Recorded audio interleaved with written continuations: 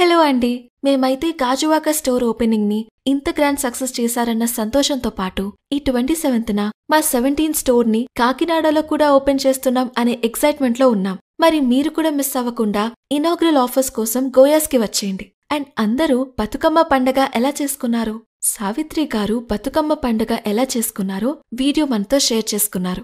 బతుకమ్మలో తంగేడి పువ్వులా ఎంత అందంగా ఉన్నారో కదా. సావిత్రి గారి చీరకి జ్యువెలరీ అంతా బాగా మ్యాచ్ అవ్వడానికి రీజన్ ఆవిడ వేసుకున్న నక్షి కలెక్షన్ అండి.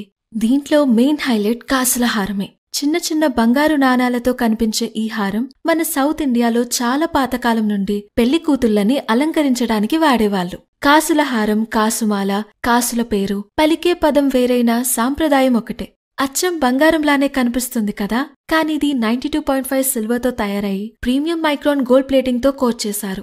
అందుకే దాని క్రాఫ్ట్స్మాన్షిప్ అండ్ డీటెయిలింగ్ అంత బాగా కనిపిస్తుంది. దీని నక్షి కలెక్షన్ లోని వడ్డానం, పాపిడి బిల్ల అండ్ జుంకాలతో పేరప్ చేసుకుని వేసుకున్నారు సావిత్రి గారు. మరి ఈ లుక్ మీకెలా అనిపించిందో కమెంట్ చేయండి.